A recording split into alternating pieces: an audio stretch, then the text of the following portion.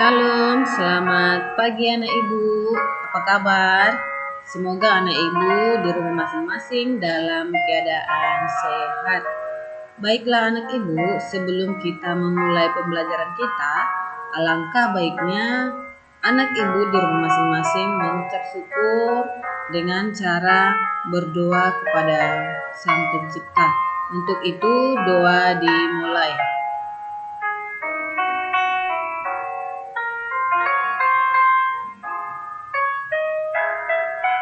Amin, doa selesai. Baiklah anak ibu, hari ini kita akan melanjutkan materi kita, yaitu perkembangbiakan vegetatif pada tanaman. Pertemuan sebelumnya kita sudah belajar namanya perkembangbiakan generatif. Jadi hari ini kita belajar perkembangbiakan vegetatif khususnya pada tanaman. Tujuan pembelajaran kita hari ini adalah supaya anak ibu mampu membedakan perkembangbiakan vegetatif alami dan perkembangbiakan vegetatif buatan. Nah, jadi nanti di pembelajaran kita akan mempelajari vegetatif alami dan vegetatif buatan. Dan yang kedua, anak ibu nanti mampu mengenal jenis-jenis perkembangbiakan pada tanaman yang ada di sekitarmu. Nah, jadi nanti setelah kita mempelajari atau setelah ibu menjelaskan apa-apa aja materinya, nanti anak ibu mampu mengenal jenis perkembangbiakan pada tanaman yang ada di sekitarmu. Nah, jadi itulah tujuan untuk pembelajaran kita hari ini. Baiklah anak ibu, perkembangbiakan vegetatif itu dibagi dua. Ada yang alami dan ada yang buatan. Kalau yang alami, yaitu perkembangbiakan vegetatif alami, itu perkembangbiakan yang terjadi secara alami, jadi tanpa bantuan manusia. Sementara kalau vegetatif yang buatan itu perkembangbiakan vegetatif yang melibatkan bantuan manusia. Nah, itulah yang disebutkan dengan perkembangbiakan vegetatif.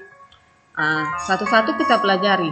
Yang pertama adalah reproduksi atau perkembangbiakan vegetatif alami.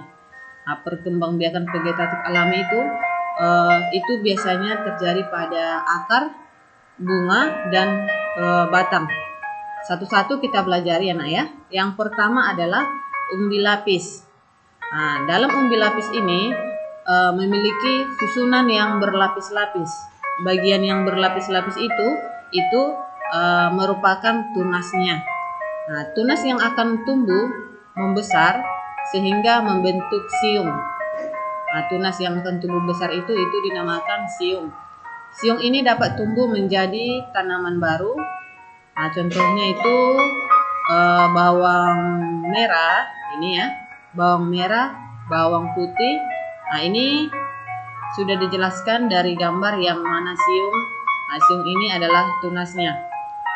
Lanjut, yang kedua adalah perkembangbiakan vegetatif alami, yaitu pada umbi batang. Sebenarnya umbi batang ini adalah batang. Pada umbi batang itu terdapat mata tunas. Mata tunas itu dapat tumbuh menjadi tumbuhan baru. Contohnya itu terjadi pada kentang dan ketela rambat atau ubi rambat. Jadi dari gambar inilah yang dinamakan mata tunas. Ya, itu pada umbi batang. Jadi tadi contoh umbi batang itu adalah ketela rambat, ubi rambat dan kentang. Lanjut lagi, itu umbi akar. Umbi akar merupakan bagian akar yang menggembung dan berisi cadangan makanan. Ciri umbi akar antara lain umbi tidak beruas-ruas, tidak memiliki mata tunas, dan tidak memiliki kuncup daun. Contohnya wortel dan dahlia. Jadi ini yang umbi akar. Selain wortel dan dahlia, ada juga yang ini, ada lobak, ada ubi kayu, dan ada bengkuang. Lanjut lagi untuk bagian D, yaitu geragi. Geragi adalah batang yang tumbuh menjalar. Pada ruas-ruasnya tumbuh tunas baru. Bagian batang yang menyentuh tanah akan tumbuh akar. bagian batang ini dapat tumbuh menjadi tumbuhan baru. Contohnya adalah arbe dan rumput teki. Jadi batang yang menyentuh tanah ini itu akan membentuk akar. Lanjut lagi yang akar tinggal. Akar tinggal ini adalah batang yang tertanam dan tumbuh di dalam tanah. Batang tersebut berruas-ruas dan tumbuh mendatar. Di setiap ruas akan tumbuh akar. Tunas ini dapat tumbuh menjadi tumbuhan baru. Sekali lagi, di setiap ruas akan tumbuh akar. Ini contohnya jahe, kunyit, dan lengkuas. Jadi ini di setiap ruas itu akan tumbuh akar. Dan ini bisa menjadi tumbuhan baru. Lanjut lagi yang tunas. Dalam tunas ini, pada tunas akan muncul pada pangkal batang. Pangkal batang ini terdapat di dalam tanah. Tunas akar tumbuh menjadi tumbuhan baru dan membentuk rumpun. Contohnya itu adalah pisang dan bambu. Jadi tunasnya itu tumbuh dari pangkal batang. Lanjut lagi yang tunas adventif. Tunas adventif adalah tunas yang tumbuh tidak di ujung batang dan ketiak daun. Tunas ini tumbuh di bagian tumbuhan yang biasanya tidak bertunas, seperti bagian daun. Contohnya cocor bebek. Jadi perbedaan tunas dengan tunas adventif. Kalau tunas tadi itu tunasnya tumbuh dari pangkal batang, sementara untuk tunas adventif itu dari daun. Dan yang itu tunas adventif dan tunas. Jadi perkembangbiakan vegetatif alami itu terjadi atau terdiri dari 7 bagian, yaitu tadi umbi akar, umbi batang, umbi lapis, geragi, akar tinggal, tunas adventif. Sementara untuk perkembangbiakan vegetatif alami, yaitu yang pertama adalah mencangkok. Mencangkok sepertinya bukan hal yang baru lagi, tapi di sini Ibu jelaskan mencangkok adalah membuat cabang batang tumbuhan menjadi berakar. Sekali lagi, membuat cabang batang tumbuhan menjadi berakar. Contoh tanaman yang bisa kita cangkok adalah mangga, jambu air, dan rambutan. Di sini cara mencangkok adalah sebagian kulit cabang dibuang. Cabang dibalut dengan tanah dan dibungkus kapas atau plastik lalu ditali. Setiap pagi dan sore kita harus menyiram. Setelah tumbuh akar, baru kita potong menjadi tumbuhan baru.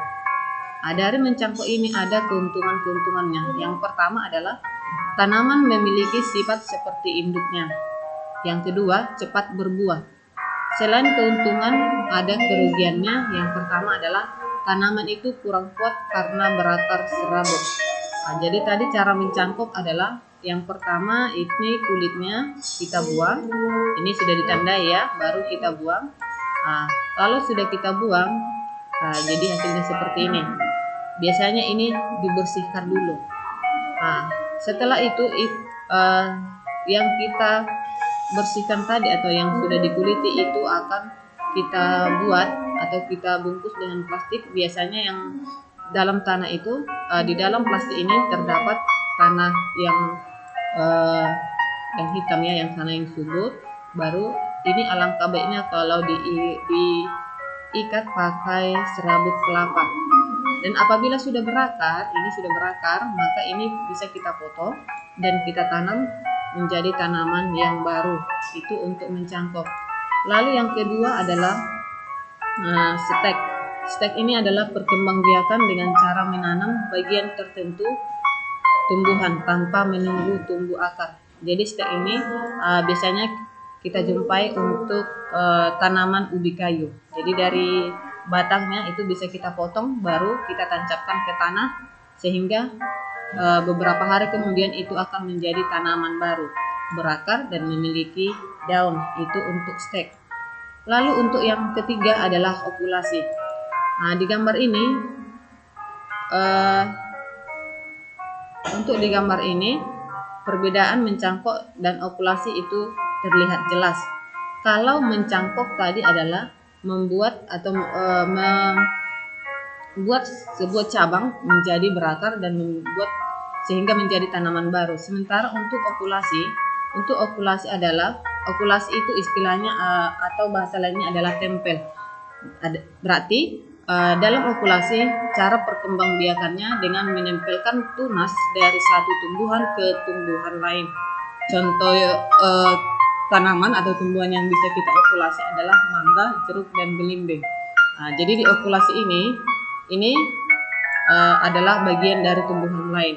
Kita tempelkan, ini pertama yang akan kita tempelkan itu ini kita bersihkan dulu, kita kupas atau kita buang sebagian dari kulitnya, lalu kita tempelkan.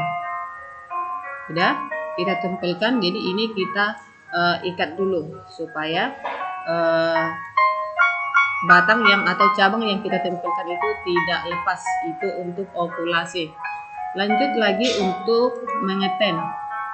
Mengeten ini sama aja disebut dengan atau istilah lainnya adalah sambung pucuk. Mengeten dapat dilakukan dengan menyatukan pucuk dengan batang bawah tumbuhan. Jadi dalam mengeten ini pucuk ini pucuk bisa kita tempelkan ke batang. Jadi ini bagian batang ini supaya bisa kita tempelkan berarti bagian tengah pohon itu harus dibelah dulu. Dibelah baru tanaman atau bagian pucuk ini kita tancapkan lalu kita ikat supaya tunas atau pucuk yang di atas dengan bagian batang bawah itu menempel. Dan yang selanjutnya adalah merunduk. Merunduk artinya merundukkan batang tumbuhan hingga ke tanah. Itu contohnya melati, apel, dan anggur. Nah, jadi merunduk ini adalah menempelkan bagiannya ke tanah sehingga membentuk akar. Setelah membentuk akar, baru ini akan kita potong nanti. Ini akan kita potong sehingga dia membentuk tanaman yang baru. Dan yang terakhir adalah kultur jaringan. Nah, kultur jaringan ini dilakukan dengan cara mengambil jaringan pada tumbuhan dan dibiarkan dalam media khusus, yaitu bagian jaringan tunas dan daun. Nah, biasanya kultur jaringan ini contohnya adalah kelapa sawit dan anggrek. Nah, jadi dalam kultur jaringan ini kita harus menggunakan media khusus. Jadi kita ambil nanti jaringan dari contohnya kelapa sawit, baru kita biarkan di media tersebut. Nah, jadi baiklah anak ibu, kira-kira seperti itulah penjelasan tentang perkembangbiakan vegetatif tanaman. Semoga penjelasan hari ini bermanfaat bagi kehidupan kita ke depannya. Terima kasih, Tuhan Yesus memberkati.